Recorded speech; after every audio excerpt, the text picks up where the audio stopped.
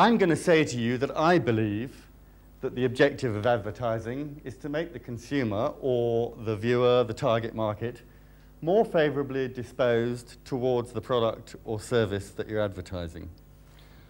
And I want you to note that I'm not saying that advertising objective is necessarily to produce incremental sales.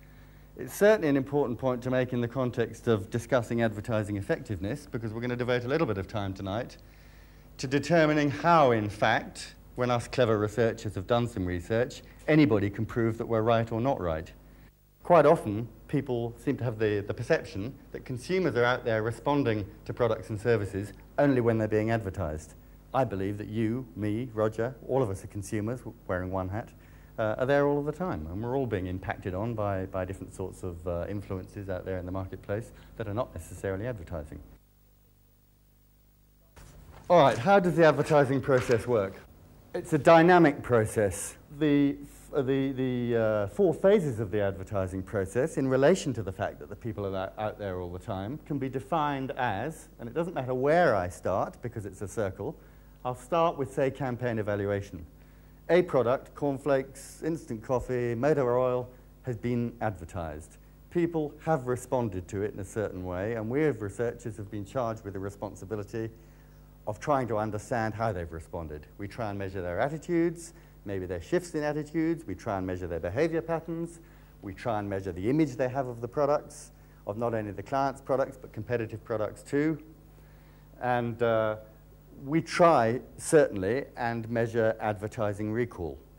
That information will be fed through to the agency, who, as I understand it, and you agency guys can tell me if I'm misquoting here, will use the information, the agency personnel, probably the account service personnel, will use the information in conjunction with the client to decide what they ought to be trying to say about their product or their service.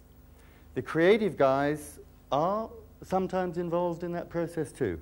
Not always, I think it's fair to say. Some creative people are better at involving themselves in strategic planning than others. Some, I know some brilliant writers, for example, that it's best to lock in a room, put a piece of paper under the door where the planning has already been done and the strategy has already been arrived at. They then only have to concentrate on how to say what has been decided should be said. And they do that brilliantly. Once they start getting involved in the strategic planning, because by and large they're very emotional people and passionate people, they tend to try to divert the process along the lines of what they passionately believe in, not necessarily allowing Simon to apply his judgment, his 20 years of experience, quite unpassionately, dispassionately and objectively. And so those people you don't allow to get involved in the strategic planning. Other people, however, who maybe have been around a little bit longer, a little bit more careful in the way they go about the creative process, are invaluable in the strategic planning area, because those very passions can also stimulate thoughts with Simon and with other people involved in the strategic planning area. So it can work both ways. Horses for courses. Yeah. And I guess the other side of the coin is that the creatives would acknowledge that some researchers are more sensitive than others and can perhaps play a more productive role in the creative development stage. What should emerge from the strategic planning process is an advertising strategy. In turn, what will develop from the advertising strategy is a creative strategy.